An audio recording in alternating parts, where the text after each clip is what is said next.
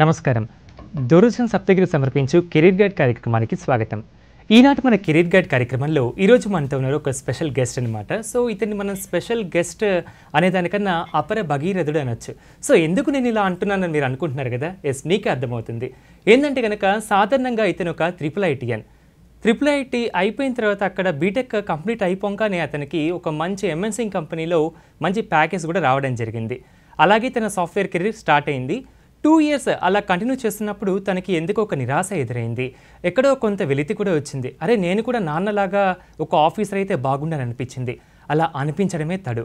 ఇంకా వెంటనే ఆ సాఫ్ట్వేర్ జాబ్కి రిజైన్ చేసేసి వెంటనే తను UPSC ప్రిపరేషన్లోకి అడుగెట్టేశారు.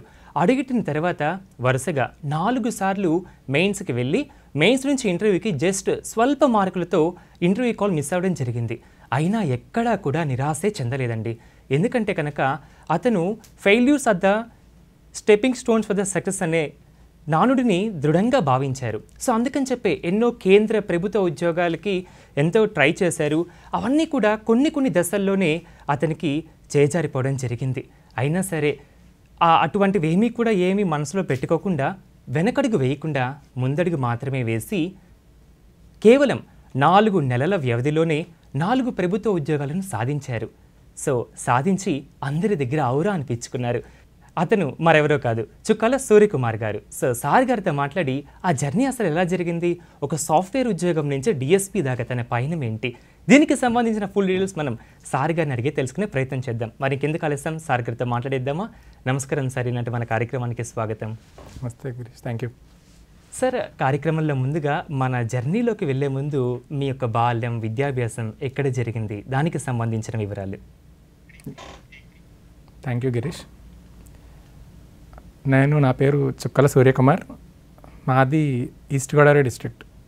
మా నేటివ్ వచ్చేసి ప్రజెంట్ కాకినాడ డిస్ట్రిక్ట్లోని తొండంగి మండల్ పైడికొండ అనే విలేజ్. కానీ ఫాదర్ ఇప్పుడు పోలీస్ డిపార్ట్మెంట్లో కానిస్టేబుల్గా సెలెక్ట్ అయ్యారు. కాబట్టి రెగ్యులర్ ట్రాన్స్ఫర్స్ కొద్దీ మేము ఈస్ట్ గోదావరి డిస్ట్రిక్ట్లోనే సెటిల్ అయ్యాం. ప్రజెంట్ అయితే కడియం మండల్ వేమగిరి అనే విలేజ్లో ఉంటున్నాం. నాది స్కూలింగ్ వచ్చేసి డిఫరెంట్ స్కూల్స్లో జరిగింది. 1st to 4th స్టాండర్డ్ వచ్చేసి గొల్లప్రోలులో మాధురి విద్యాలయ అనే స్కూల్లో జరిగింది. 5th to 10th Shri Shirdi Sai Vidyanikethan కడియంలో జరిగింది. ఆ తర్వాత నాకు 10th క్లాస్లో నాకు 582 మార్క్స్ వచ్చాయి. అంటే స్టేట్ లెవెల్లో అప్పుడు నా 6th rank, coastal Andhra topper నేను అప్పుడు. ఆ తర్వాత నాకు దాని మెరిట్ బేసిస్లో IIIT సీట్ వచ్చింది. IIIT న్యూజివీడ్లో జాయిన్ అయ్యి 6 years పాటు intermediate plus engineering 6 years integrated కోర్స్కి సెలెక్ట్ అయ్యి నేను electronics and communications engineering choose చేసుకున్నాను. ఈసీఈలో ఉండగా ఫైనల్ ఇయర్లో ఉండగా క్యాంపస్ ప్లేస్మెంట్స్లో నాకు ఇన్ఫోసిస్లో జాబ్ వచ్చింది. ఇన్ఫోసిస్ మైసూర్లో ట్రైనింగ్ కంప్లీట్ అయ్యాక నాకు హైదరాబాద్ పోస్టింగ్ వచ్చింది. ఆ టోటల్ డ్యూరేషన్ అనేది ఒక 2 years పాటు నేను ఇన్ఫోసిస్లో వర్క్ చేశాను. సో అరౌండ్ 2014 నుంచి 2016 వరకు వర్క్ చేసిన తర్వాత నా అల్టిమేట్ గోల్ అయిన సివిల్ సర్వీసెస్ కోసం నేను దానిలో రిజైన్ చేసి ప్రిపరేషన్ కోసం ఢిల్లీ వెళ్ళాను. ఇది బ్రీఫ్గా నా education and employment background. Sir, అంటే మీరు ఆ బీటెక్ చదువుతున్నప్పుడే దీనికి అంటే ఎగ్జామ్ ప్రిపేర్ అవ్వడం జరిగిందా, లేకపోతే సపరేట్గా వచ్చి ప్రిపేర్ అవ్వడం జరిగిందా? క్రీష్, ఒకటి నాకు అంటే చైల్డ్హుడ్ నుంచి కొంచెం మిగతా సబ్జెక్ట్స్ కన్నా సోషల్ స్టడీస్ లేదంటే జనరల్ స్టడీస్ లేదంటే కరెంట్ అఫైర్స్ మీద కొంచెం ఎక్కువ ఇంట్రెస్ట్ ఉండేది. సో దాని బేసిస్తో నాకు స్కూలింగ్ టైంలోనే కొంచెం న్యూస్ పేపర్ రీడింగ్ అనేది అలవాటైంది. సో దాని కంటిన్యూషన్గా నేను IIITకి వచ్చిన తర్వాత after completion of my intermediate అయిన తర్వాత ఇంజనీరింగ్కి వెళ్ళాను. కానీ ఇంజనీరింగ్కి వెళ్ళిన తర్వాత ఆ ఫస్ట్ ఇయర్ కాదు, నెక్స్ట్ సెకండ్ ఇయర్ నుండి మెయిన్ కోర్ సబ్జెక్ట్స్ అనేవి స్టార్ట్ అవుతాయి. ఆ కోర్ సబ్జెక్ట్ స్టార్ట్ అయ్యాక నాకు ఈ ఇంజనీరింగ్ ఫీల్డ్లో అంత ఇంట్రెస్ట్ లేదు, లేదంటే ఈ field it's not my cup of tea. అంటే నా ఇంట్రెస్ట్ వేరు, లేదంటే నాకున్న డిజైర్ వేరు అనేది నాకు అప్పుడు నేను రియలైజ్ అయ్యాను. సో స్లోలీ నేను స్టార్ట్ చేశాను ప్రిపరేషన్. అంటే నా గవర్నమెంట్ సెక్టార్లో జాబ్ సాధించాలి, అది కూడా UPSC civil services, that mainly IAS పైన నా గోల్ పెట్టుకొని నేను ఇండైరెక్ట్గా నా ప్రిపరేషన్ అక్కడే స్టార్ట్ చేశాను. నా news paper reading, regular news paper reading అనేది నేను కాలేజ్లో ఉండగానే స్టార్ట్ చేశాను. ఐ యూస్ టు రీడ్ ఒక తెలుగు న్యూస్ పేపర్, ఒక ఇంగ్లీష్ న్యూస్ పేపర్ కూడా అప్పటి నుండే స్టార్ట్ చేశాను. సో ఒక విధంగా నా UPSC జర్నీకి నాకు మొదటి బీజం అనేది కాలేజ్లోనే పడింది. సార్ అంటే ఇప్పుడు మనకందరికీ తెలుసు ఒక మంచి ఎంఎన్సీ కంపెనీలో సెట్ అయిపోతే ఇంకా మన లైఫ్ సెటిల్ అయిపోతుంది అనుకుంటారు. సో అలా 2 ఇయర్స్ అక్కడ వర్క్ చేసి మళ్ళీ ఇట్లా రావడం అనిపించినప్పుడు మీరు అక్కడి నుంచి ఇట్లా షిఫ్ట్ అయినప్పుడు ప్రిపరేషన్ టైంలో మీకు ఎప్పుడైనా అనిపించిందా అంటే అరే నేను అక్కడే ఉండుంటే మంచిగా నాకు మంత్లీ ఒక మంచి ప్యాకేజ్ వచ్చేస్తూ ఉండేది అని? గిరీష్, ఒకటి నాకు జాబ్ వచ్చిన తర్వాత కూడా నాకు ముందు నుండే యూపీఎస్సీ పట్ల ఉండేది. ఇంజనీరింగ్లో ఉండగానే యూపీఎస్సీ సివిల్ సర్వీసెస్ క్రాక్ చేయాలి, ఒక ఐఏఎస్ అవ్వాలి అనేది ఉండేది. కానీ ఒక జాబ్ వచ్చిన తర్వాత నేను ముందు ఏమనుకున్నానంటే ముందు ఫైనాన్షియల్గా ఇండిపెండెంట్ అయితే ఆ తర్వాత నేను మళ్ళీ నా ప్రిపరేషన్ స్టార్ట్ చేయొచ్చు. ఇంకొకటి ఆ జాబ్లో ఉండగానే మనకి కొన్ని స్కిల్స్ అనేవి డెవలప్ అవుతాయి, బీట్ సోషల్ స్కిల్స్ లేదంటే సొసైటీ పట్ల అవేర్నెస్ అనేది. సో ఇవన్నీ నేను దృష్టిలో పెట్టుకొని నేను జాబ్ జాయిన్ అయ్యాను. జాబ్ జాయిన్ అయినా కూడా అక్కడ కూడా మెల్లగా నా ప్రిపరేషన్ అనేది స్టార్ట్ చేసుకున్నాను. యూపీఎస్సీకి మెయిన్ అవసరమైన ఎన్సీఆర్టీ బుక్స్, సిబిఎస్ఈ సిలబస్ అవి నేను స్టార్ట్ చేసింది కూడా నేను ఇన్ఫోసిస్లో జాబ్ చేస్తుండగానే అక్కడ ఇచ్చిన వర్క్ని వీలైనంత త్వరగా కంప్లీట్ చేసుకొని ఉన్న ఫ్రీ టైంలో నేను ఇలా ప్రిపరేషన్ స్టార్ట్ చేశాను. సో ఒక విధంగా నేను ఆ ఇన్ఫోసిస్ జాబ్ వదిలేస్తానని నాకు ముందు నుండి తెలుసు.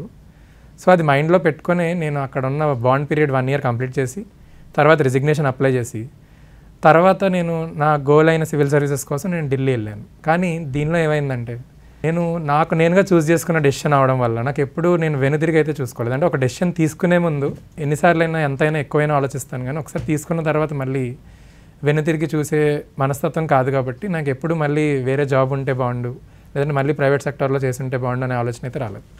సార్ అయితే కనుక చాలామంది ఒక ఎంఎన్సీలో చేస్తున్న సమయంలో దీనికి ప్రిపేర్ అవ్వడం అంటే చాలా కష్టం అని చెప్పి అంటూ ఉంటారు. సో అది ఎంతవరకు నిజం అంటారు? మరి అట్లా ప్రిపేర్ అవ్వచ్చు అంటారా? గిరీష్, ఇక్కడ ఒక పాయింట్ చెప్పాలి నేను. అంటే మనం ఆబ్వియస్గా ఇప్పుడు కాంపిటేటివ్ జర్నీ ఎలా ఉందంటే ఏ కాంపిటేటివ్ ఎగ్జామ్ తీసుకున్నా, అది యూపీఎస్సీ అయినా, ఏపీపీఎస్సీ గ్రూప్ 1 అయినా, గ్రూప్ 2 అయినా, ప్రతి ఎగ్జామ్కి ఇప్పుడు మన కంట్రీలో ఎడ్యుకేషన్ లెవెల్స్ అన్నవి బాగా ఇంప్రూవ్ అవ్వడం వల్ల ఏ ఎగ్జామ్ క్రాక్ చేయడం కోసమైనా మనం ఒక ఫుల్ ప్లెజ్డ్ ఫోకస్ పెడితే కానీ అది క్రాక్ చేయడం అనేది ఆల్మోస్ట్ ఇంపాసిబుల్. బికాస్ కాంపిటీషన్ కూడా చాలా పెరిగింది ఇప్పుడు. కాబట్టి నేను జాబ్లో ఉండగా జస్ట్ రోజులో మహా అయితే ఒక 3-4 అవర్స్ స్పెండ్ చేయగలిగామండి, లేదంటే వీకెండ్ హాలిడేస్లో కొంచెం స్పెండ్ చేయగలిగాను. కానీ ఒక ఎగ్జామ్ క్రాక్ చేయాలి, అది కూడా ఒక యూపీఎస్సీ లెవెల్, లేదా ఏపీపీఎస్సీ లెవెల్, ఈ ఎగ్జామ్స్ని మన highest level of excellence in state level and central level అంటాం. సో అంత ఎక్సలెన్స్లో మనం క్రాక్ చేయాలంటే ఆబ్వియస్గా ఒక ఫుల్ టైమ్ ప్రిపరేషన్ ఉంటే కానీ అది అంత ఈజీ విషయం కాదు. సో అందుకే నేను రిజిగ్నేషన్ డెసిషన్ తీసుకున్నాను. సార్ అంటే ఇప్పుడు మీరు ఢిల్లీకి వెళ్ళిపోయిన తర్వాత సో వరుసగా ఎన్ని అటెంప్ట్స్ ఇవ్వడం జరిగింది, అంటే ఏ ఏరియాస్లో ఇచ్చారు, అంటే ప్రతి ఇయర్కి అంటే మీ మిస్టేక్స్ అనేటివి ఎలా రెక్టిఫై చేసుకున్నారంటారు ఒక అటెంప్ట్ నుంచి ఇంకొక అటెంప్ట్కి? గిరీష్, నేను ఢిల్లీ వెళ్ళింది 2016లో రిజైన్ చేసిన తర్వాత. ఢిల్లీలో నేను 2016లోనే వెళ్ళాను. వెళ్ళిన తర్వాత అప్పుడు నాకు ఈ యూపీఎస్సీ జర్నీ అనేది కొత్త కాబట్టి నాకు బేసిక్స్ కోసం, ఫౌండేషన్ కోసం, లేదంటే సబ్జెక్ట్ నాలెడ్జ్ కోసం నేను అక్కడ ఒక కోచింగ్ ఇన్స్టిట్యూట్లో జాయిన్ అయ్యాను. కోచింగ్ ఇన్స్టిట్యూట్లో జాయిన్ అయ్యి ఆ కోచింగ్ అనేది 9 months ఉంటుంది, జనరల్ స్టడీస్. 9 months కోచింగ్ తీసుకుంటేనే ప్యారలల్గా నా ప్రిపరేషన్ కోసం లైబ్రరీలో జాయిన్ అయ్యి చదువుకుంటూ ఉండేవాడిని ఫ్రీ టైంలో. అలా 2016లో కోచింగ్ అయిన తర్వాత 2016-17లో నేను మొదటిసారి యూపీఎస్సీ సివిల్ సర్వీసెస్ అటెంప్ట్ ఇచ్చాను. మొదటిసారి అటెంప్ట్ ఇచ్చినా కూడా నేను ప్రిలిమ్స్ క్లియర్ చేయగలిగాను. తర్వాత నేను అక్కడ ఆప్షనల్ సబ్జెక్ట్ ఆంథ్రోపాలజీ చూస్ చేసుకున్నాను. సో అదే ఆప్షనల్తో నేను మెయిన్స్ ఇచ్చిన తర్వాత మొదటిసారి అవడం వల్ల వీలైనంత సమయం సరిపోక మెయిన్స్ టైంలో నేను ప్రిపరేషన్ చేసినా కూడా ఇంకా ఆన్సర్ రైటింగ్ ప్రాక్టీస్ వీటి విషయంలో వెనకబడడం వల్ల నేను దాదాపు ఒక 30 మార్కుల్లో నేను సివిల్ సర్వీసెస్ ఇంటర్వ్యూకి వెళ్ళలేకపోయాను.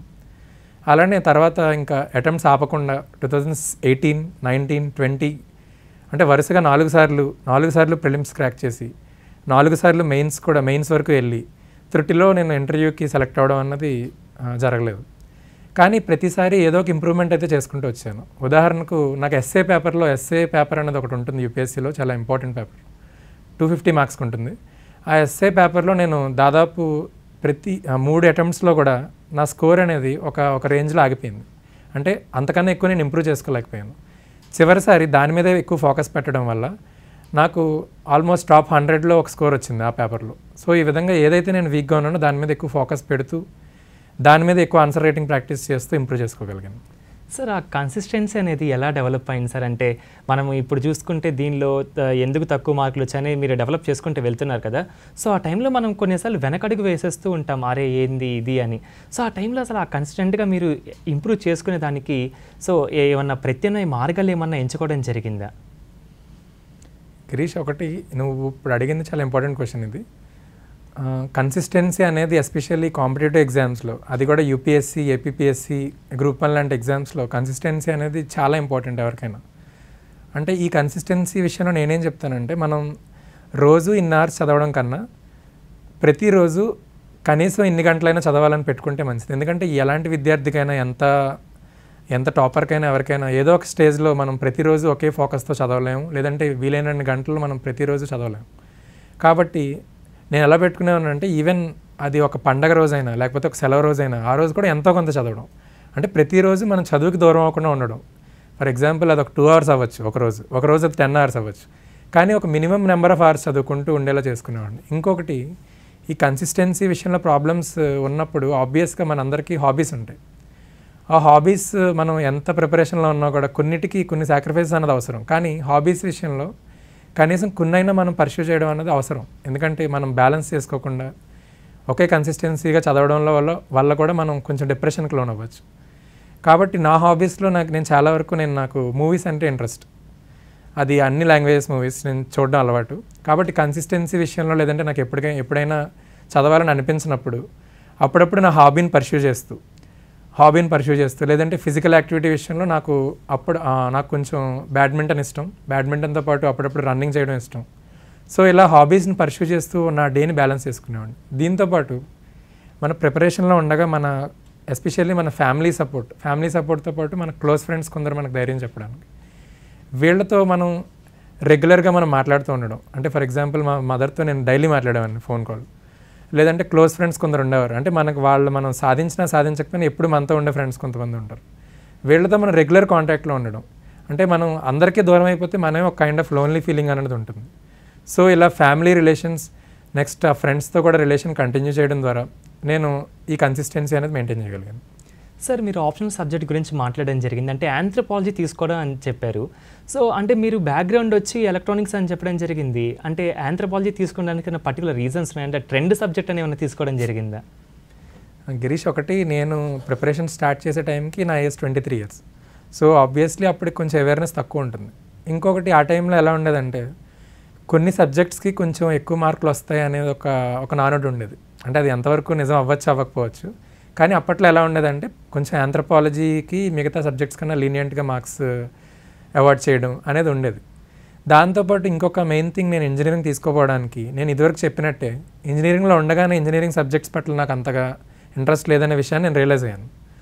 సో ఏం చేశానంటే నేను ఒక ఆప్షనల్ చూస్ చేసుకునే ముందు కూడా ఒక 1 month హోంవర్క్ చేశాను. అంటే ఉన్న main optional subjects previous notification open చేసి ఆప్షనల్ సబ్జెక్ట్స్ లిస్ట్లో అసలు ఏమేమి ఉన్నాయి, తర్వాత ఆప్షనల్ సబ్జెక్ట్ లిస్ట్లో నా ఇంట్రెస్ట్కి తగ్గట్టు ఏమేమి ఉన్నాయి. అంటే ఏం చేసేవాడిని అంటే సిలబస్ చూసేవాడిని, సిలబస్తో పాటు ప్రీవియస్ క్వశ్చన్ పేపర్స్ చూసేవాడిని.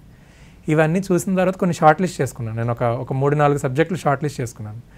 వాటిలో ఈ ఆంథ్రోపాలజీ సిలబస్లో నాకు మెయిన్ ఇంట్రెస్ట్ జనరేట్ చేసింది ఏంటంటే, anthropology it's mainly studies about ఒక హ్యూమన్స్ అండ్ ద సొసైటీ. ఇంకోటి, సొసైటల్ ఆస్పెక్ట్స్ పట్ల నాకు అవగాహనతో పాటు ఇంట్రెస్ట్ కూడా ఎక్కువ. ఈ ఆంథ్రోపాలజీలో మనం ఒక రిలీజియన్ గురించి తెలుసుకోవచ్చు, క్యాస్ట్ సిస్టమ్ గురించి తెలుసుకోవచ్చు. లేదంటే నాకు ఇంకొక మెయిన్ ఇంట్రెస్ట్ ఉన్న ఏరియా ఏంటంటే ట్రైబల్ ఏరియాస్. సో ఆంథ్రోపాలజీలో మాకు ట్రైబల్ ఆంథ్రోపాలజీ అనేది ఒక సబ్ పార్ట్. అంటే వాళ్ళ డిఫరెంట్ కల్చర్స్ తెలుసుకోవడం, వాళ్ళ ఆచార వ్యవహారాలు తెలుసుకోవడం. సో ఇవన్నిటి పట్ల నాకున్న ఇంట్రెస్ట్ వల్ల నేను ఆంథ్రోపాలజీ చూస్ చేసుకోవడం జరిగింది. సార్, ఇప్పుడు ఈ 4 attempts అయిపోయిన తర్వాత అంటే ఆ తర్వాత ఇవ్వాలనుకున్నారా, లేకపోతే ఇంకా వేరే ఎగ్జామ్ సైడ్ రావాలనుకున్నారా? గిరీష్, యాక్చువల్గా ఏం జరిగిందంటే నేను 2016, 17, 18, 19, 20 అటెంప్ట్స్ ఇచ్చాను. 2020లో జాన్వరిలో యూపీఎస్సీ మెయిన్స్ రిజల్ట్ వచ్చింది. ఆసారి నేను చాలా కాన్ఫిడెంట్గా ఉన్నాను 2020లో నేను మెయిన్స్ క్రాక్ చేసి ఇంటర్వ్యూకి వెళ్తానని చెప్పి. కానీ అన్ఫార్చునేట్లీ ఆ ఇయర్ కూడా నేను ఫెయిల్ అయ్యాను. ఆ ఇయర్ ఎగ్జాక్ట్గా చెప్పాలంటే సంక్రాంతి రోజు మిడ్నైట్ వచ్చింది రిజల్ట్. ఆ టైంకి నేను ఇంట్లో వాళ్ళు కూడా చెప్పలేదు. ఇంట్లో వాళ్ళు ఆబ్వియస్గా హ్యాపీ ఎన్విరాన్మెంట్లో ఉంటారు, సో ఫెస్టివల్ అంటే. సో ఎందుకని చెప్పి ఒక 2 days ఆగి చెప్పాను. నేను అప్పటికి ఢిల్లీలో ఉందామని అనుకునేవాడిని, కానీ అప్పటికప్పుడుగా ఒక నిర్ణయం తీసుకున్నాను. అంటే సంథింగ్ నాకు ఏదో ఒక చేంజ్ అవసరం లైఫ్లో.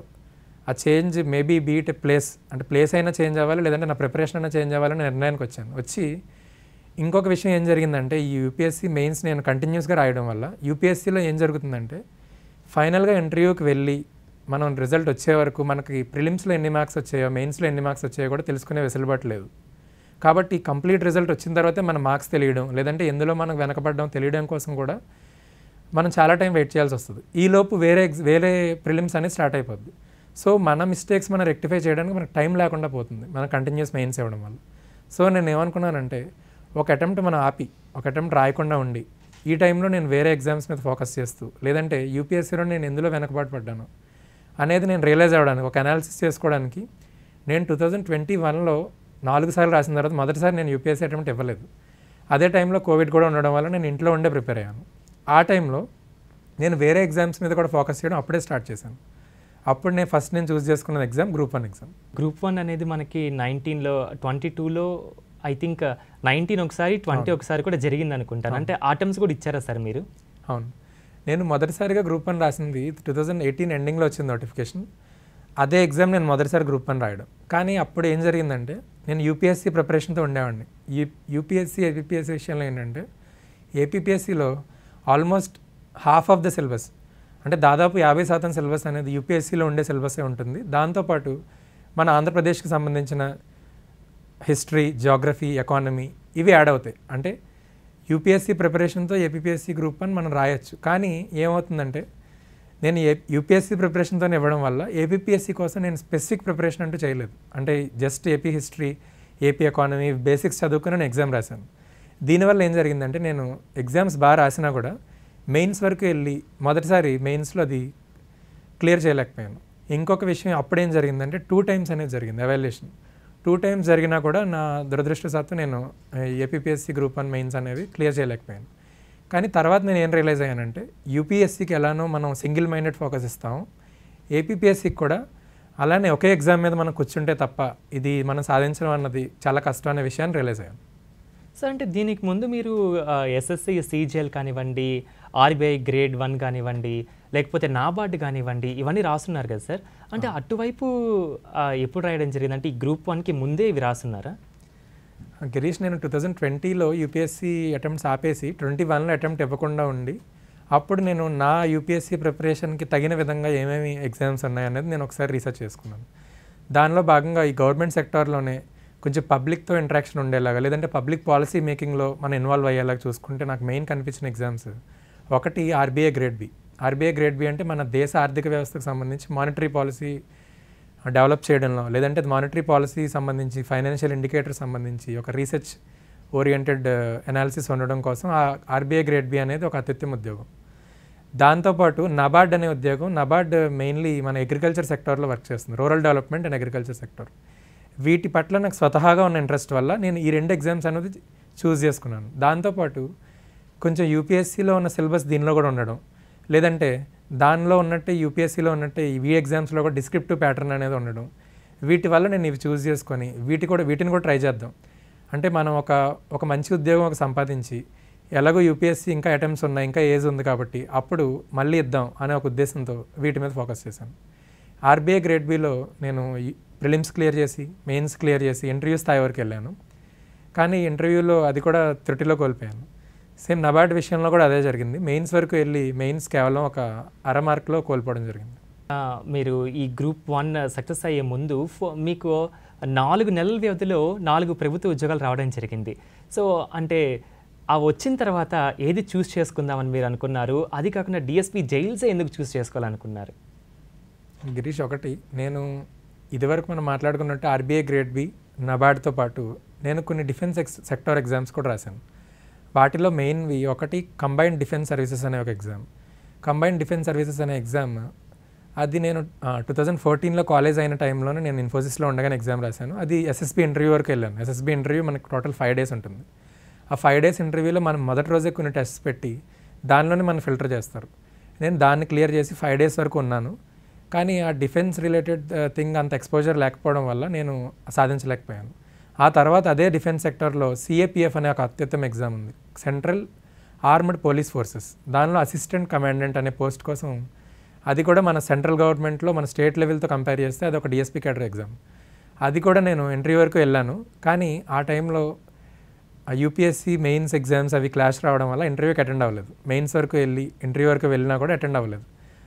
దాంతోపాటు ఇందాక అడిగినట్టు ఎస్ఎస్సి సిజిఎల్ అంటే స్టాఫ్ సెలక్షన్ కమిషన్ పెట్టే అత్యుత్తమ ఎగ్జామ్ అయిన కంబైన్డ్ గ్రాడ్యుయేట్ లెవెల్ ఎగ్జామ్, దీంట్లో income tax officer, GST officer, ఒక ఎగ్జామినర్, ఇలా లేదంటే మన ASO assistant section officer in various ministries in the central government సెక్రటేరియట్లో, ఇలా వేరు వేరు ఉద్యోగాలు కలిపి ఒకే కామన్ ఎగ్జామ్ సెంట్రల్ లెవెల్లో ఉండే ఎగ్జామ్ కూడా ఒకసారి నేను అటెంప్ట్ చేసి అది కూడా కేవలం 5 మార్కుల్లో నేను సాధించలేకపోయాను. ఆ తరువాత ఈ గ్రూప్ 1 ఎగ్జామ్ మీద ఫోకస్ చేసి ఈ గ్రూప్ 1 అనేది 2వ అటెంప్ట్లో నేను సాధించాను. ఈ గ్రూప్ 1 గురించి మీరు అడిగినట్టు గ్రూప్ 1లో మొత్తం దాదాపు ఒక 15-20 పోస్టులకి నోటిఫికేషన్ అనేది వస్తుంది. వీటిలో డిప్యూటీ కలెక్టర్, డిఎస్పీ సివిల్, లేదంటే అసిస్టెంట్ కమర్షియల్ ట్యాక్స్ ఆఫీసర్, ఒక డిస్ట్రిక్ట్ రిజిస్ట్రార్, దాంతోపాటు ఈ డిఎస్పీ జైల్స్, ఎంపీడీఓ, ఇలా వేరు వేరు పోస్టులకి ఇది ఒక కామన్ ఎగ్జామినేషన్. దీనిలో మన పోస్ట్ ప్రిఫరెన్స్ అనేవి మెయిన్స్ తర్వాత మనం పోస్ట్ ప్రిఫరెన్స్ అడుగుతారు. దీనిలో మన ఇంట్రెస్ట్ బట్టి, దాంతోపాటు మన ప్రజాసేవలో మనకున్న ఏ పోస్ట్ అయితే మనం ఇంట్రెస్ట్ ఉందో, ఏ ఫీల్డ్ అయితే మనకు ఎక్కువ ఇంట్రెస్ట్ ఉందో దాన్ని బట్టి చూస్ చేసుకుంటారు. దాంతోపాటు వాళ్ళు మెరిట్ లేదంటే ఈ దామాషా పద్ధతిన ఒక్కొక్క పోస్ట్కి ఎన్నెన్ని వేకెన్సీస్ ఉన్నాయి, వీటి బట్టి మనకి పోస్ట్ ప్రిఫరెన్స్ అనేది వస్తుంది. నేను స్వతహాగా మా ఫాదర్ ఒక యూనిఫామ్ డిపార్ట్మెంట్ ఎంప్లాయీ అవ్వడం వల్ల, మా ఫాదర్ కూడా పోలీస్ డిపార్ట్మెంట్ అవ్వడం వల్ల కొంచెం ఈ డిప్యూటీ కలెక్టర్తో పాటు వీటి పట్ల కూడా కొంచెం ఇంట్రెస్ట్ అనేది నాకు జనరేట్ అయింది. అలా నా మొదటి ఆప్షన్గా డిప్యూటీ కలెక్టర్ పెట్టుకున్నా కూడా తర్వాత ఆప్షన్గా నేను డిఎస్పీని అనేది పెట్టుకున్నాను.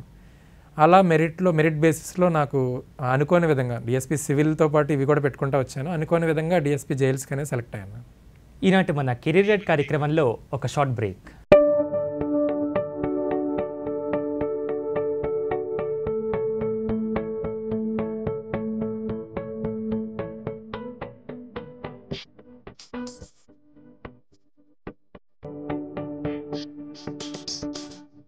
So welcome back to career guide. మరి సార్ గారితో మనం మాట్లాడుతూ ఉన్నాం కదా సార్, అయితే కనుక మీరు గ్రూప్ 2 కూడా ఆ 2020లో వెరిఫికేషన్ దాకా వెళ్ళడం జరిగింది కదా, సో దానికి సంబంధించిన వివరాలు సార్. గిరీష్, నేను ప్రిపరేషన్ స్టార్ట్ చేసిన తర్వాత నా ప్రిపరేషన్ స్టార్టింగ్లో నాకు నోటిఫికేషన్ వచ్చింది 2016లో. కానీ అప్పుడు నాకు ఎంటైర్ ఫోకస్ అనేది యూపీఎస్సీ మీద ఉండడం వల్ల నేను గ్రూప్ 2 అనేది అప్లై చేయలేదు. తర్వాత 2019లో ఈ గ్రూప్ 1తో పాటు గ్రూప్ 2 నోటిఫికేషన్ 2 ఒకసారి వచ్చాయి. ఆ టైంలో నేను యూపీఎస్సీలో ఆల్రెడీ ఒక 3 అటెంప్ట్స్లో ఫెయిల్యూర్ చూడడం వల్ల మనం వీటితో పాటు వేరే ఎగ్జామ్స్ కూడా ఫోకస్ చేద్దాం, అంటే వేరే ఉద్యోగం వచ్చిన తర్వాత మళ్ళీ యూపీఎస్సీ మీద మనం కంప్లీట్ ఫోకస్ అనేది పెట్టచ్చు అనే ఉద్దేశంతో గ్రూప్ 2 కూడా అప్లై చేశాను. కానీ ఆ టైంలో గ్రూప్ 2 అనేది నాకు కొత్త, ఆ సిలబస్ కొత్త, లేదంటే అప్పటి వరకు నేను ఓన్లీ నేషనల్ లెవెల్ లేదా international level current affairs, general studies మాత్రమే నాకు అవగాహన ఉండేది. స్టేట్ లెవెల్ అనేది నాకు కొత్త, ఏపీ హిస్టరీ కానీ ఇవన్నీ. అయినా కూడా వీలైనంత తక్కువ టైం దొరికినా కూడా నేను దీని మీద కూడా కొంచెం ఫోకస్ పెట్టి గ్రూప్ 1, గ్రూప్ 2 ప్రిలిమ్స్ అనేది క్లియర్ చేశాను. కానీ మెయిన్స్ విషయంలో ఏం జరిగిందంటే ఆ ఇయర్ 2019లో ఒక 1 మంత్ గ్యాప్లో, అంటే ఒకే నెల వ్యవధిలో UPSC prelims, group 1 prelims, group 2 prelims 3 dates అలానే వచ్చాయి. అంటే ఒక నెల వ్యవధిలోనే 3 ఎగ్జామ్స్ రాసి 3 ప్రిలిమ్స్ క్లియర్ చేశాను.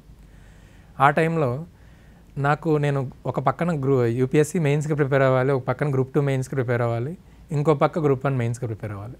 ఆ టైంలో ఏం జరిగిందంటే ఈ గ్రూప్ 2 మెయిన్స్ అనే ఎగ్జామ్ ముందు వచ్చింది. సో ఈ ఎగ్జామ్ కోసం నేను అప్పుడు మన విజయవాడలోని ఎగ్జామ్ సెంటర్, ఒక పక్కన నాకు యూపీఎస్సీ మెయిన్స్ అనేది దగ్గరలో ఉంది, ఒక 2-3 వీక్స్ గ్యాప్లో ఉంది. అయినా కూడా మెయిన్స్ వరకు వెళ్ళాననే ఉద్దేశంతో ఇక్కడ వరకు వచ్చి ఒకే రోజు నేను విజయవాడ వచ్చి మళ్ళీ అదే రోజు విజయవాడ రిటర్న్ వెళ్ళిపోయాను. అంటే ఒక విధంగా నా ప్రిపరేషన్ ఫుల్ ప్లేజ్డ్ ప్రిపరేషన్ లేకుండా నేను గ్రూప్ 2 మెయిన్స్ అనేది రాసినా కూడా అంటే ఒక విధంగా ఎలా చెప్పాలంటే నా ఫస్ట్ టైం రివిజన్ కంప్లీట్ చేయడం అనేది నేను జర్నీలో ఉండగానే నా ఫస్ట్ టైం రీడింగ్ అనేది కంప్లీట్ అయింది. అంత తక్కువ టైం దొరికింది నాకు. అయినా కూడా ఫైనల్ రిజల్ట్ వచ్చిన తర్వాత చూసుకుంటే నేను స్టేట్ లెవెల్లో జనరల్ మెరిట్ లిస్ట్ అనేది ఒకటి ఇస్తారు. జనరల్ మెరిట్ లిస్ట్ అంటే ఎగ్జామ్ రాసిన అందరికీ ఇచ్చే common ranking irrespective of reservation. ఆ ర్యాంకింగ్లో నాకు 460 ర్యాంక్ వరకు వచ్చింది స్టేట్ లెవెల్లో. అంత తక్కువ ప్రిపరేషన్తో కూడా అంత వచ్చినా కూడా నేను తర్వాత సర్టిఫికేట్ వెరిఫికేషన్ వరకు పిలిచారు. సర్టిఫికేట్ వెరిఫికేషన్లో 1:2 రేషియోలో పిలుస్తారు. సో సర్టిఫికేట్ వెరిఫికేషన్కి వెళ్ళిన తర్వాత డ్యూ టు వేరియస్ ఫ్యాక్టర్స్ నాకు ఒక పోస్ట్ అనేది రాలేదు. తర్వాత నేను కట్ ఆఫ్స్ అవి చూసుకుంటే నేను ఒక 5 మార్క్స్లో కోల్పోయాను అనేది రియలైజ్ అయ్యాను. కానీ అప్పుడు కూడా నేను ఎక్కువ బాధపడలేదు, ఎందుకంటే నా ప్రిపరేషన్ స్థాయికి నాకు బాగానే వచ్చాయి మార్క్స్.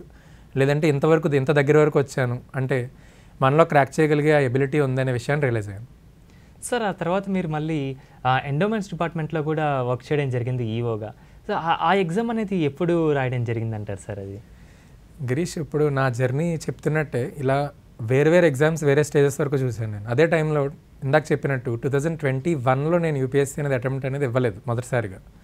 తర్వాత ఒక ఇయర్ గ్యాప్ ఇచ్చిన తర్వాత 2022లో మళ్ళీ యూపీఎస్సీ ప్రిలిమ్స్ రాశాను. ఈసారి ఏమైందంటే అప్పటి వరకు నేను యూపీఎస్సీ ప్రిలిమ్స్ స్టేజ్లో ఎప్పుడు నేను ఫెయిల్యూర్ అనేది చూడలేదు. కంటిన్యూస్గా 4 times ప్రిలిమ్స్ క్రాక్ చేశాను. 22లో అప్పటి నుండి యూపీఎస్సీ క్వశ్చన్ పేపర్ ప్యాటర్న్ అనేది చేంజ్ అయింది, ఇంకో డిఫికల్టీ లెవెల్ కూడా ఇంక్రీజ్ అయింది.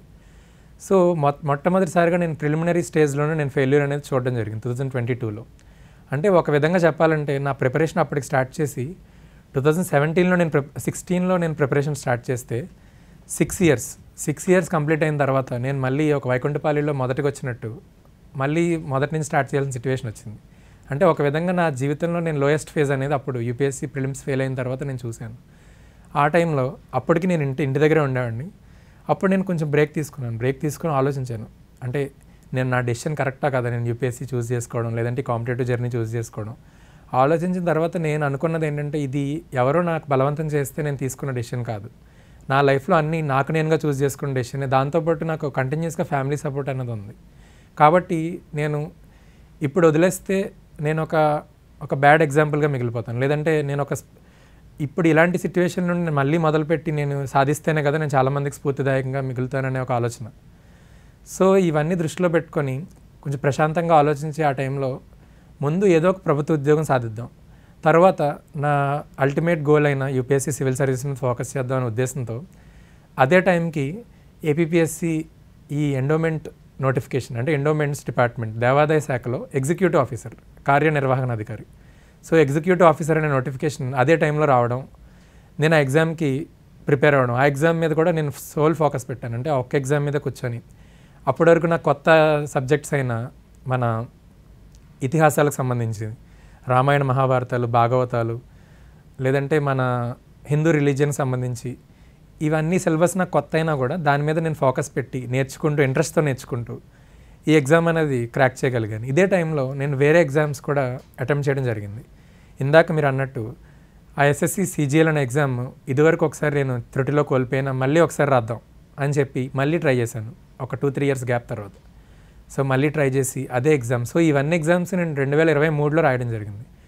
ఒకటి దేవాదాయ శాఖలో ఎగ్జిక్యూటివ్ ఆఫీసర్, ఇంకొకటి ఆంధ్రప్రదేశ్లో అదే టైంలో గ్రూప్ 4 ఎగ్జామ్ కూడా వచ్చింది. నేను యూపీఎస్సీ లెవెల్ ఎగ్జామ్ ప్రిపేర్ అయినా కూడా పెద్ద చిన్న అని చూడకుండా ఈ ఎగ్జామ్ కూడా రాద్దాం ఏముంది, సో ఇది కూడా తెలుస్తుంది కదా మనకి, ఎగ్జామ్ ప్యాటర్న్ తెలుస్తుంది, లేదంటే కాంపిటేటివ్ ఎగ్జామ్ ఇది కూడా కాంపిటేటివ్ ఎగ్జామే కదా అని చెప్పి దానికి ఒక స్పెసిఫిక్ ప్రిపరేషన్ చేయకపోయినా కూడా అది కూడా అటెంప్ట్ ఇచ్చాను. అదే టైంలో ఎస్ఎస్సి సిజిఎల్ కూడా మళ్ళీ రాశాను. దాంతోపాటు అదే టైంలో ఈ గ్రూప్ 1 ఎగ్జామ్ అనేది వచ్చింది రెండోసారి. సో గ్రూప్ 1 మీద నాకు అదృష్టవశాత్తు ఈ 3 ఎగ్జామ్స్ అయిన తర్వాత గ్రూప్ 1 మెయిన్స్ జరిగింది. సో దీని మీద నేను కంప్లీట్ ఫోకస్ అనేది పెట్టగలిగాను. సో ఇది ఏం జరిగిందంటే ఈ ఎగ్జామ్స్ అన్నీ 2023లో కంప్లీట్ అయ్యాయి. వీటికి సంబంధించిన రిజల్ట్స్ అనేవి 2023లో ఏప్రిల్ నుంచి ఆగస్ట్ వ్యవధిలో 4 నెలల వ్యవధిలో ఒకదాని తర్వాత ఒకటి రిజల్ట్స్ వచ్చాయి. మొట్టమొదటిసారిగా నాకు వచ్చిన రిజల్ట్ దేవాదాయ శాఖలో ఎగ్జిక్యూటివ్ ఆఫీసర్. సో అదొక విధంగా నాకు ఒక పాజిటివ్ సూచనగా కనిపించింది, ఒక దేవాదాయ శాఖలో ఉద్యోగం రావడం అనేది. దాని తర్వాత వెంటనే ఈ గ్రూప్ 4 ఎగ్జామ్ నేను ప్రిపరేషన్ లేకుండా రాసిన, అప్పటి వరకు ఉన్న నా సబ్జెక్ట్ నాలెడ్జ్ వల్ల గ్రూప్ 4 ఎగ్జామ్లో అయితే నేను రాష్ట్ర స్థాయిలో 2వ ర్యాంక్ సాధించాను ప్రిపరేషన్ లేకపోయినా కూడా. ఆ తర్వాత ఇంకొక నెల వ్యవధిలో ఈ ఎస్ఎస్సి సిజిఎల్ రిజల్ట్ కూడా వచ్చి దానిలో ఈ కంట్రోలర్ అండ్ ఆడిటర్ జనరల్, అంటే మన కాగ్ అనే సంస్థలో అకౌంటెంట్గా ఉద్యోగం వచ్చింది. దాని పోస్టింగ్ కూడా నాకు హైదరాబాద్లో వచ్చింది. ఆ తర్వాత ఈ ఆగస్ట్లో ఈ గ్రూప్ 1లో నేను డిఎస్పీ జైల్స్గా సెలెక్ట్ అయ్యాను. సో ఈ డిఎస్పీ జైల్స్గా సెలెక్ట్ అయిన తర్వాత వీళ్ళు ట్రైనింగ్కి మనల్ని పిలిచేలోపు ఈ దేవాదాయ శాఖ ట్రైనింగ్ పిలిచారు నన్ను.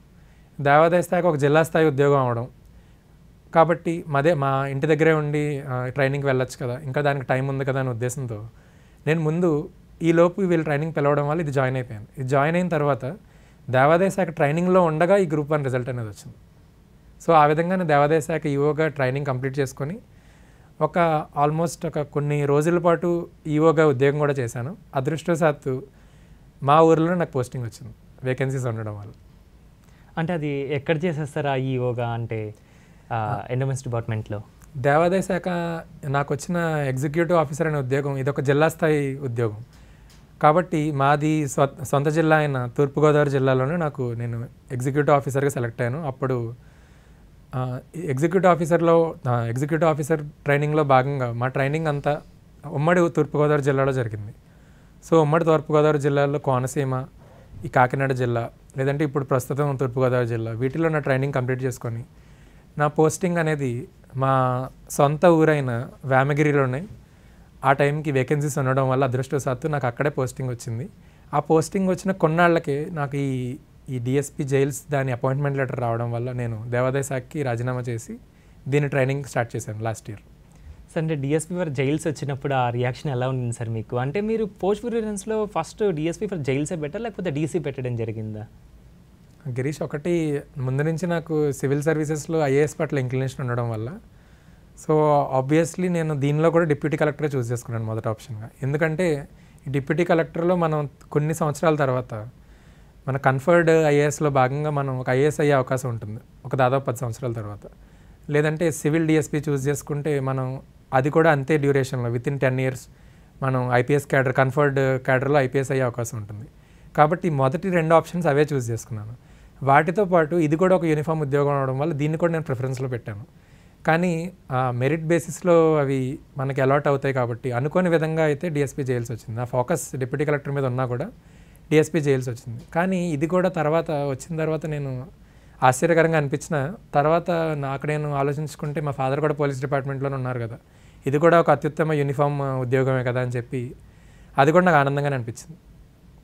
సార్ అంటే ఇన్ని ఫెయిల్యూర్స్ తర్వాత ఈ సక్సెస్ రావడం జరిగింది కదా, సో ఆ టైంలో మనకంటూ చాలా మనం వెనక్కి పడిపోతూ ఉంటాం.